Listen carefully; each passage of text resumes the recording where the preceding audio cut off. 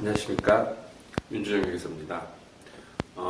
오늘은 병원 경영세무 손익계산서를 어떻게 작성하는지, 예상 손익계산서를 작성하는 법, 그리고 예상 투자금액을 잡는 법, 이런 정도 간단하게 설명을 해드리겠습니다.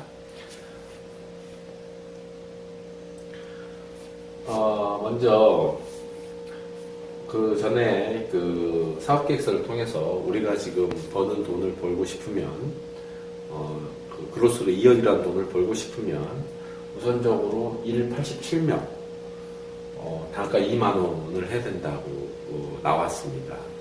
이게 만약에 단가가 만 원으로 떨어진다 그러면 180명 가까이 봐야 되죠. 이거는 의사 한 명이서 도저히 벌 수가 없습니다. 그럼 봉지기를 한 명 써야 되는데 그랬을 경우에는 수익성이 거의 안 나오게 됩니다. 봉지기 월급 주기가 상당히 힘든 경우가 되겠죠. 여기서 25%만 떨어지더라도 120명, 130명 정도 되는데요. 87명일 때 10시간 일을 하면 거의 6분 30초마다 한 명씩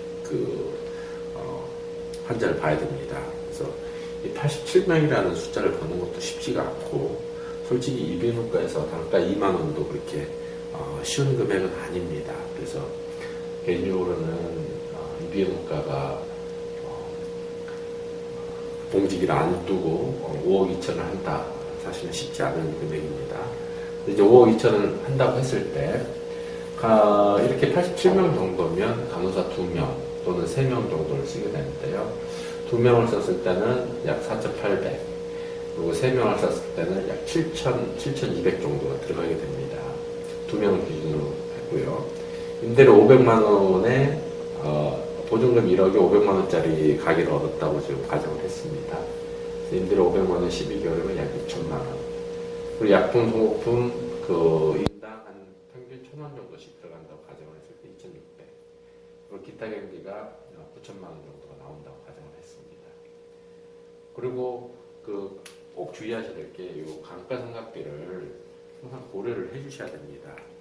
이 의사 여러분들을 이렇게 보면, 원장님들을 보면 이 감가상각비를 전혀 고려 안 하시는 분들이 있는데, 요거는 투자하는 금액을 회수하는 개념이기 때문에 요걸 고려하지 않고 이익을 한다는 거는 내가 돈 내고 그 돈을 내가 까먹고 있다, 그렇게 생각하시면 됩니다.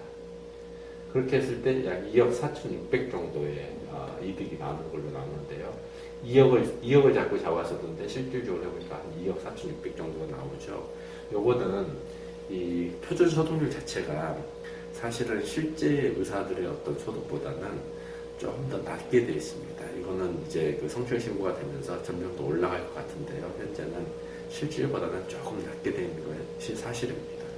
그럼에도 불구하고 원장님들이 많은 원장님들이 이 표준 소득률도 못 맞춰주는 경우가 있다 보니까 그런 경우에는 어떤 세무조사의 대상이 될 수 있는 그런 위험이 있게 됩니다.